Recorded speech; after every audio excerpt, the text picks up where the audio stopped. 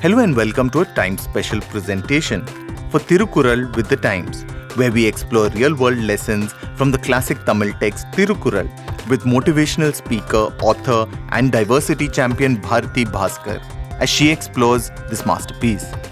With Women's Day around the corner, let's take a look at the challenge millions of women across the globe face: the pressure to be a superwoman.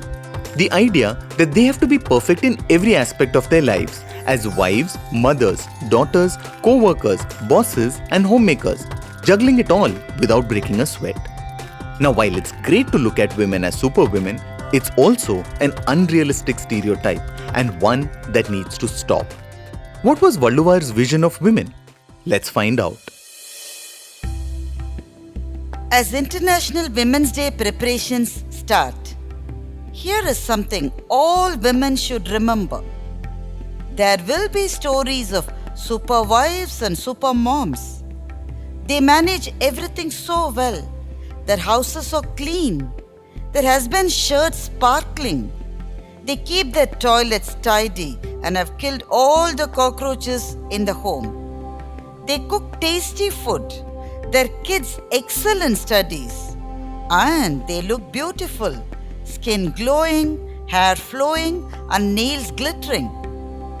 By the way, they also happen to be excellent at work, good journalists, teachers or doctors.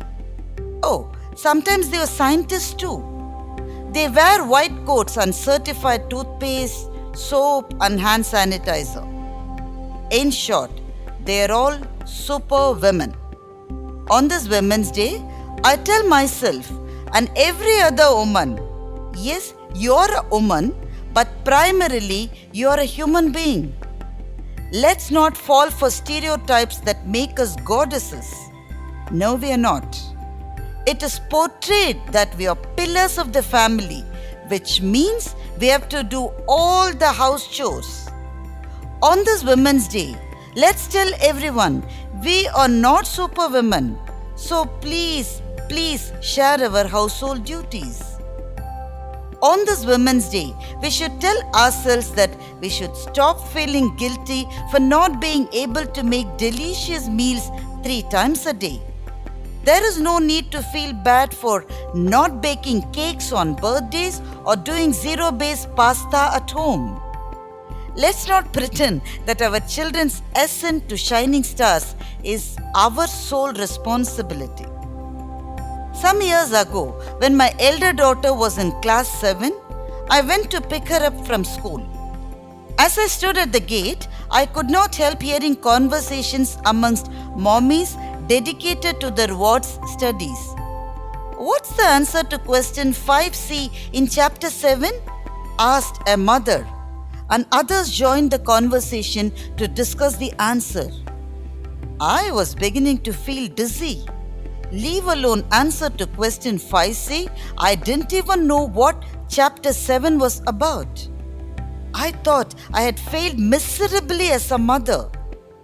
Years later, now, I realize that not knowing chapter 7's answers has not hampered my daughter's education or her progress. Hence, on this Women's Day, let's celebrate womanhood with no tags or labels. Let's sit back, relax and enjoy. We can also change some fairy tales that we recite to our daughters. The story of Sleeping Beauty, where the prince kisses the unconscious princess because she is beautiful, will be changed to waking her up with proper medicines and obtaining her consent before he could kiss her. In the story of Cinderella, she is not going to cook and clean for her wicked stepmother, but she would have called the child helpline to get her stepmother arrested so she could go back to studies. And oh, she will attend the party with whatever outfits she could afford. To hell with the prince if he didn't take a look at her. Women's Day is an observance day to thank our foremothers who made supreme sacrifices for the family and were shunned into the darkness of their kitchens.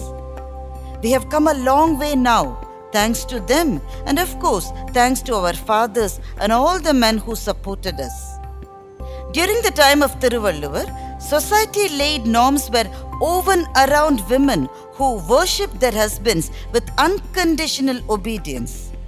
Valluvar belonged to a period of male dominance and patriarchy through misogynistic strictures forced upon women.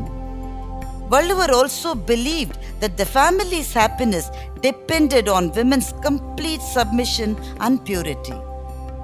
But like all true revolutionaries, he had the vision to see beyond his time.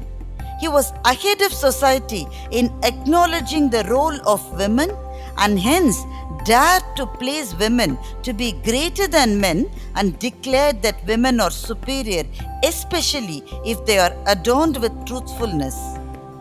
Pennin Perundhakka Yaavula, Karpennum, Thinmai, Undaagap, Perin. What's most significant than womanhood, especially if it is adorned with strength of integrity? His usage of the term karpu should be evaluated carefully. He did not confine the term to women being faithful to their husbands. The term expands to honesty and integrity. Of course, the question remains, why was such advice not given to men?